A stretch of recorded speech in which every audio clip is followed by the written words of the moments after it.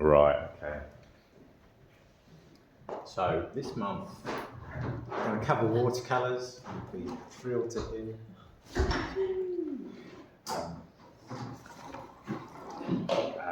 So this particular photo I tend to use, and I've used this for many, many years, as a nice kind of beginner's watercolour image. I've got various sort of sunset images here, so I've actually got multiple copies of this one. Hiya, hello Sue. Let's see if we can find. Yeah, basically, if you wanted to have a go at this one, I've got loads of copies of this one. And I've got this folder, I think, are also sunset images that probably wouldn't be as difficult as some of the others. So I think with watercolours, try and keep it as simple as possible. It's a very difficult medium, I find. Yeah. So yeah, try and find the easy subject. I thought over the next few weeks, I'll just try and, so last year we did do watercolours, we did quite a bit of watercolours. And I think I did quite a lot of work on just trying to cover the basic washes. So rather than complete, I mean, today's will be a bit of a repetition of that. I'm thinking next week perhaps do a little bit on textures and other things to do with watercolour, really, other things you can do with it, really. So if there's anything you'd like me to cover, maybe things like masking fluid and maybe stretching paper and stuff like that. So if there's anything you'd like me to cover, I will do that. I thought I'd also do a little bit on opaque watercolour, so like gouache or body, what they call gouache or body colour. So I'll do a little bit of that as well. So that's that. Yep. Could I just ask a question? Yeah. If you're doing watercolour, because I'm not used to painting watercolour. Yeah. I know you can put it on the canvas, but when you're doing it on a sketchbook, does it have to be watercolour sketchbook paper? It doesn't have to be. It kind of is a bit easier if it is. So that's a little one I did yesterday, and I've got me watercolour paper, so it is just my sketchbook really. So you can do it. It sort of works a bit better if it is on watercolour paper. But you can do it on any. Yeah, really, yeah, you can, yeah.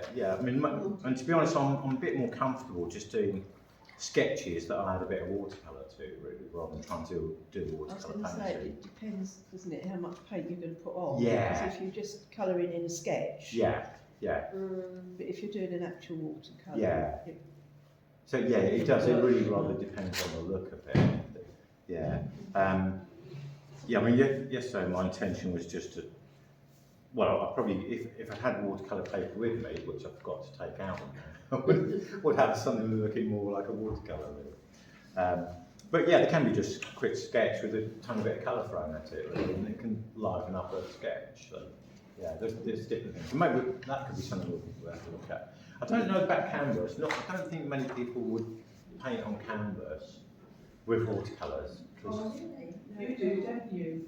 You do watercolour on Yeah, I think it's paper, isn't it? Paper. Yeah.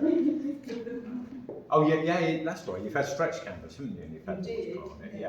Yeah. I mean, the trouble with that is you need, because it's water. You know, it's vulnerable to the elements. So if you splash water on it, splash anything, you're gonna lose your painting. So it really wants to be behind glass. Apparently in America they're now varnish watercolours. There's spray varnish, really? or some watercolour artists. That's what somebody I know who's painting in America. I think over in this country we stick to glass. But that's the thing. It'd be difficult to put glass over a canvas. Really, if it's a straight canvas, you might be able to. Generally, watercolour artists use watercolour paper. Yeah. If you go for straight watercolour. But yeah, it's something we could experiment with. Right, okay, so something like this. My inclination is to work the lighter colours first and the yellowy colours first. What I did this morning was actually dampen the page. Sometimes I do that, sometimes I don't. And I quite like, because this is, well, the trouble is I'm working very vertically on a board, so that's not ideal. You want your basically just a little bit of an angle. Perhaps you paper a bit like that. So it's not completely flat, but just a little bit of an angle. But because I'm working this way, I'm going to turn this upside down. See if that's easier to paint upside down. Because what I don't really want is these colours running into the yellow. I don't mind it so much the other way. So I'll just do that as well. And it really helps to pre-mix your paint. I've got tube paint here. If anybody wants any watercolour materials, loads of paints and brushes and that sort of thing. I tend to just use like an old children's brush to mix the paint if it's gone a little bit stiff. So nice to mix a fair bit of paint to start with. I use a little bit of lemon yellow and then a little bit of cadmium as we come down here. And then this, when it comes to this bit here, it's like a lilac-y colour. You've got to be a bit careful with yellow and blue that you don't turn into green. So I find if you go a bit purpley, it will stop it going green. So that works quite well for that. I might put, I'll invent a few clouds and things like that too. We'll start with that. And I'll also, while I'm at it, I'll just mix a little bit of purple, so I've got that ready. Because once you start, you want to be able to work quite quickly. So yeah, you don't have to dampen it, but just to give me a bit more time, I'm just going to dampen that down with some water and just a nice big wash brush. And again, there's loads of these brushes, different brushes here, if you're trying like this. So hopefully that gives me a bit more time to work. I'll go with the lighter yellow first. And that's probably a bit too strong, so I can just try and work it out. Yeah, that softened it out a little bit. I don't mind it being a bit stronger at the edges, because I'm thinking the sun's behind here somewhere. And I actually quite like the idea of having a bit of colour behind the trees, so I'm going to go a little bit more yellowy, maybe a bit orangey behind those.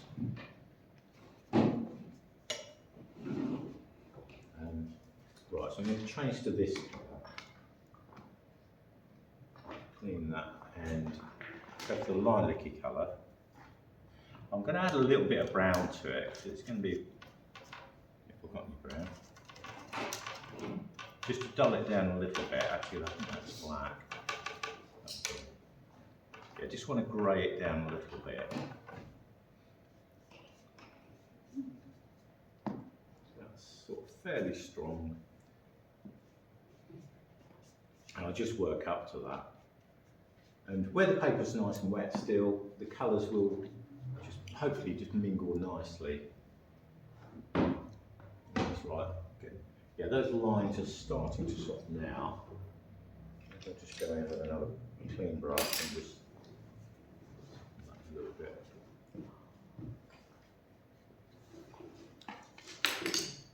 Yeah. So that's a fairly graded wash. Perhaps I could go a little bit of slightly purply colours here, or pinky colours.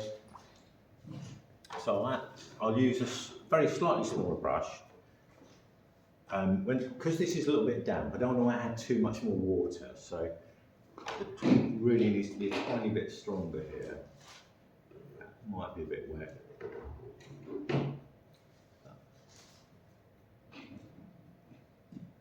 Give an impression of some of these clouds. That can probably come back into here a little bit. A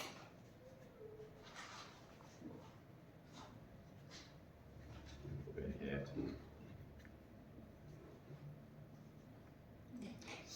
I think probably leave it at that. Yeah. The danger then is it will start to dry.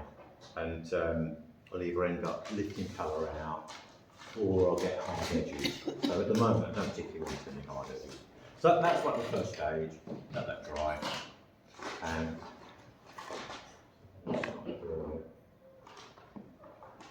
so you draw it on first and turn it upside down, it's quite good. yeah, just draw out the main shapes first.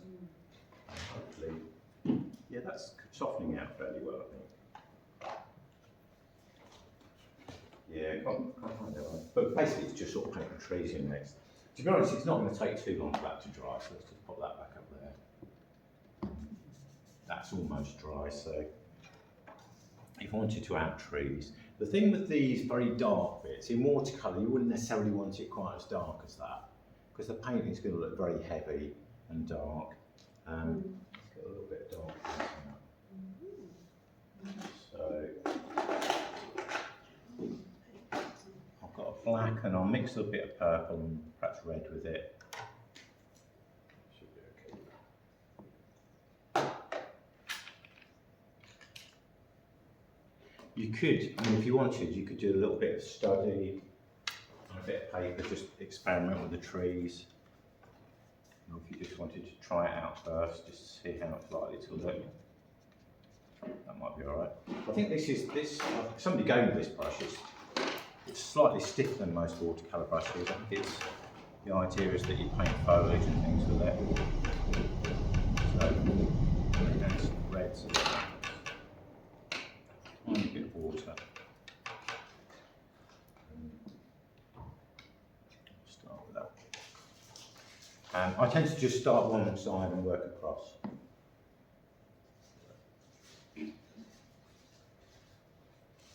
So probably something like that. Let's try a bit of this too. That's quite nice if you just want to sort of stipple a little bit.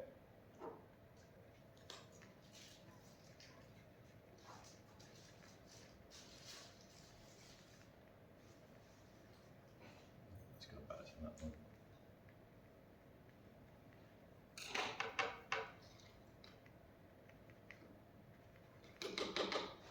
Probably try and keep, almost like just keep one wet edge so that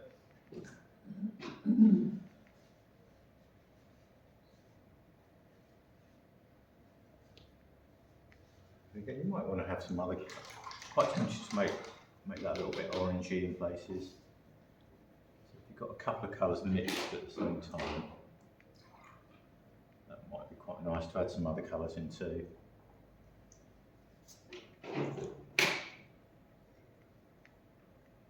Particularly around where the sun is.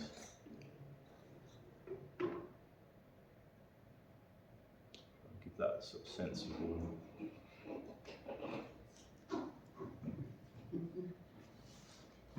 That can be quite nice where you've got two colours and one mingled.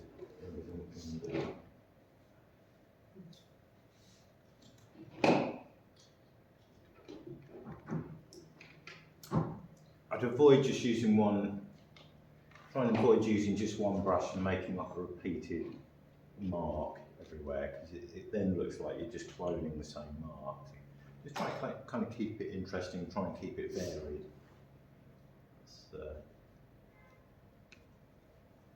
Get some stronger colour in there. But yeah, because all this is quite wet, some of the colours are drying out.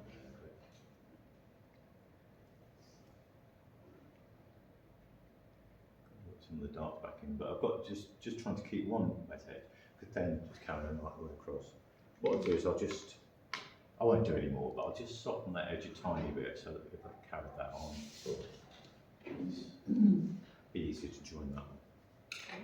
What colours did you do the trees? Did you start with? I've got black, magenta, and a little bit of orange. Yeah. So yeah, if you fancy that. You could work smaller as well. Your sketch or your print is still upside down. Yeah, I I've got to turn that quite around. easy. I couldn't. I need to have it the right way up. Yeah, it would be a good otherwise I idea. forget things the right way. I'm sort of following the lines I'd already Yeah. drawn there. Yeah, no, good, yeah. But feel free to change both, one way or the other, whichever makes sense to do. But having that upside down has stopped all these colours running into the yellow. Whereas a bit of yellow in that wouldn't have mattered so much. There's sort of an awful lot to think about with watercolours. It's very technical. And it's like 90% planning and then lucky execution. But it's fun to do. Yeah. So, It works really well Shows. for the sky, doesn't it? Because I think that's so, the sort of yeah. chance sort of patterns you get in the sky. Yeah. So it's having some of it left a bit to sort of how it Yeah. behaves. And it's all very luminous and transparent, which is nice. Mm. And with this so far, I mean, you could paint the whole painting and not use any white paint. You're just using the colours and Yeah. the thickness, you know, adding water for lightness. Very nice. We could do a bit of white on other ones next week. Okay. Any questions? Okay, right, let's crack on.